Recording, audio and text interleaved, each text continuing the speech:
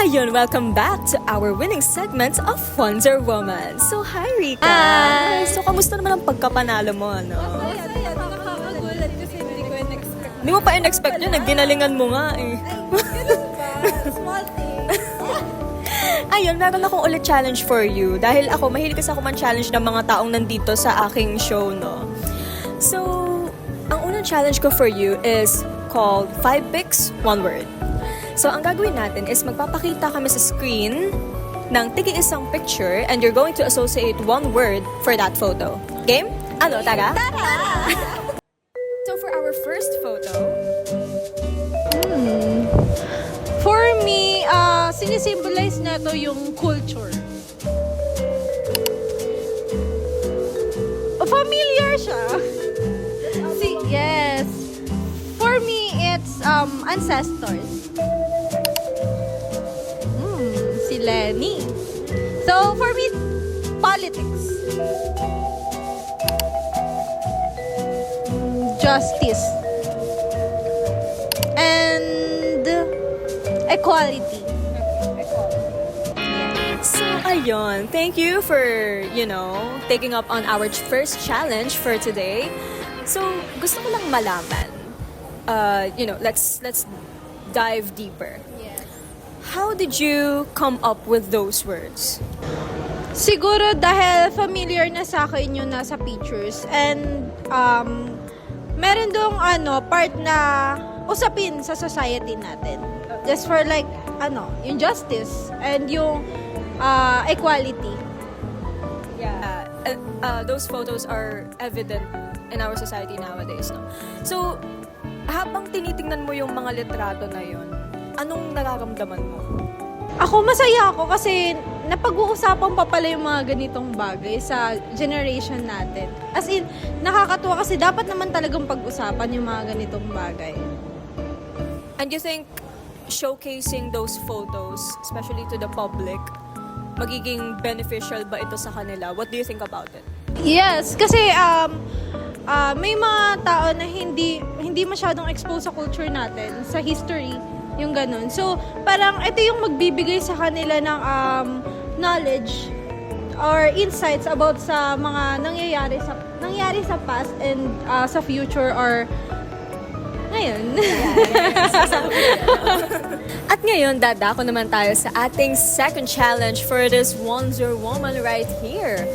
So for our second challenge, it's called Spot Her Power.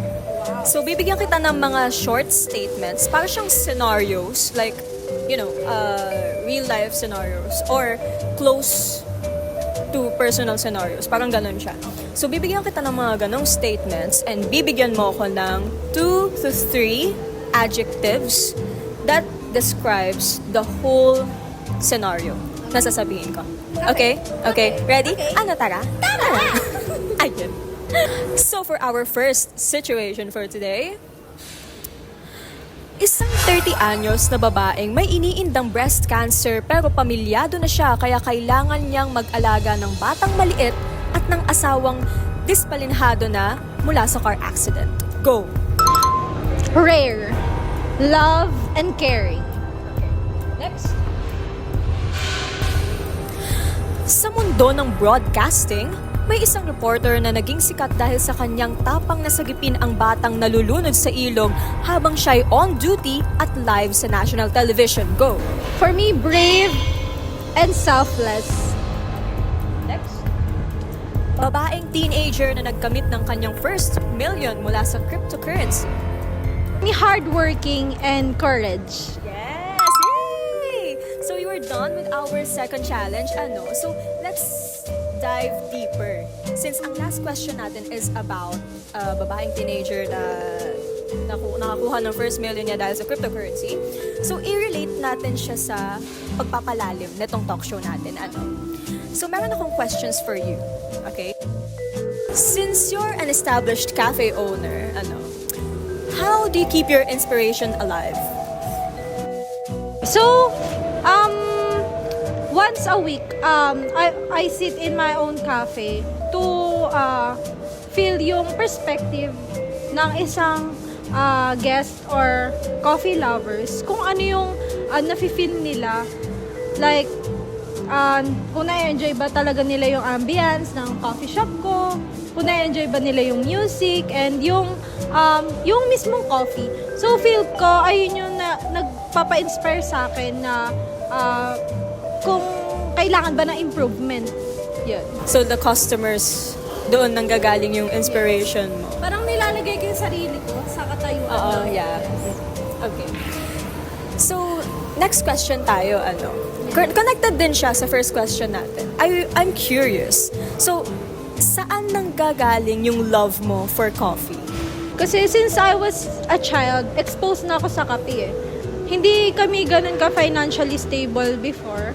So, ang naalala ko, ang ginagawa pa ng mother ko is nagsasangkot siya ng bigas. Then, ayun yung magiging kape namin. Grabe yun kasi natatandaan ko pa nakaka5 hanggang 7 tasa ako ng kape. Then, naisip ko na someday, gagawa ko ng sarili kong kape. Like, upgraded version nito. Like, ayun, parang ayun, dun na, mahal ko yung kape.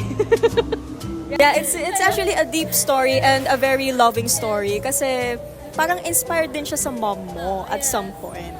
Kasi dun ko siya naaalala. And that's a really, really inspiring story of your love for coffee. So for my next question is being a businesswoman challenging? Yes, super. It is. So what, sorry.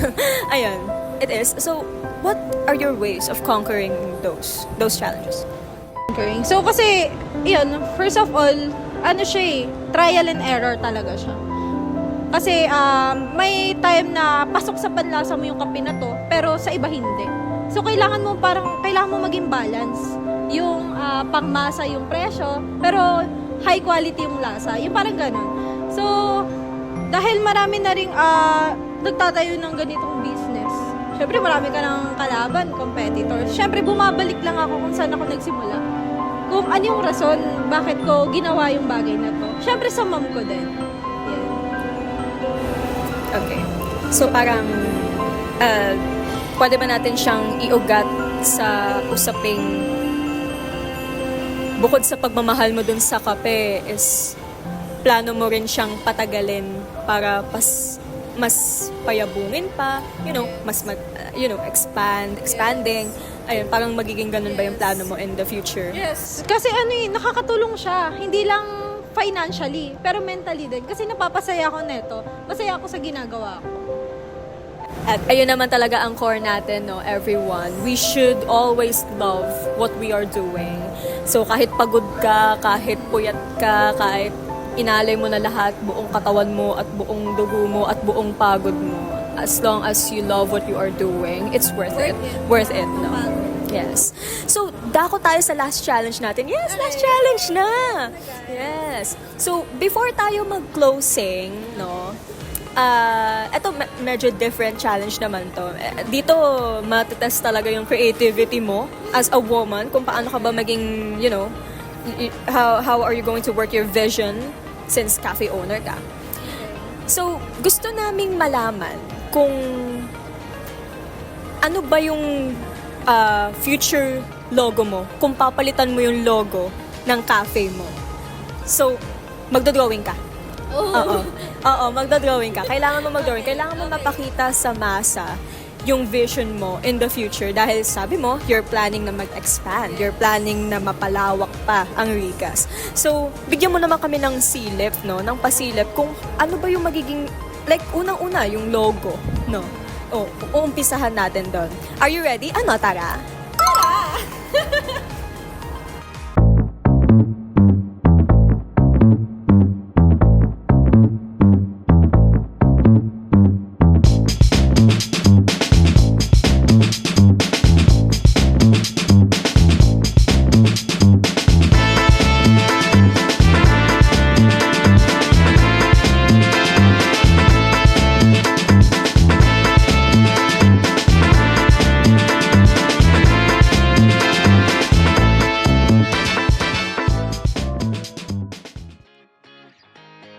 At ayun, thank you so much for sharing your creativity and talent with us.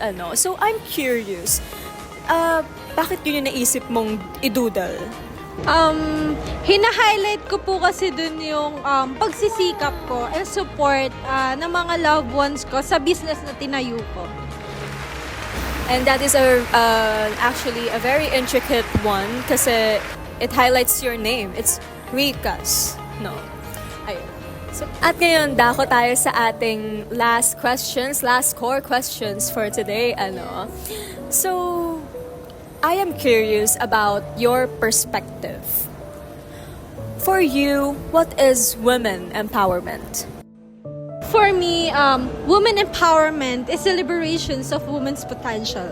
It is about creating a world where her choices are not limited by her gender, but fueled by her dreams. So it means providing every woman with the access to education and confidence to lead and to speak her truth.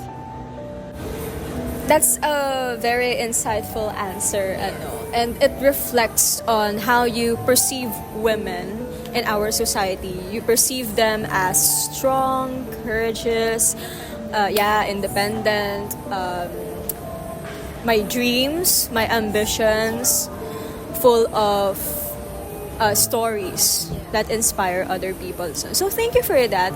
Thank you for sharing that with us. So for the last core question is, what can you say to our Filipinas out there, like Filipinas, the Pinays out there? Okay, so to my fellow Filipinas out there, always remember that the strength of our nation lies within your heart. So never let the world tell you that babae ka lang eh. Show them that being a woman is your greatest superpower. So rise up, speak out, and continue to shine. Yes, thank you so much for that message. I hope the audience, especially our Filipinas, are resonating with your story as a successful businesswoman, of course, and as an advocate for women. Especially ngayon na we are celebrating the Women's Month. So happy Women's Month, no? Happy Women's Month. Ayun. At ngayon, naisulong na naman natin ang kalakasan ng kababaihan. Bukod sa pakikisama natin sa pagdiriwang ng buwan ng kababaihan, we also knew different women from different walks of life. So, dito nagtatapos ang ating programa. Ako si Jemlia Moreno, your host for Wonder Woman.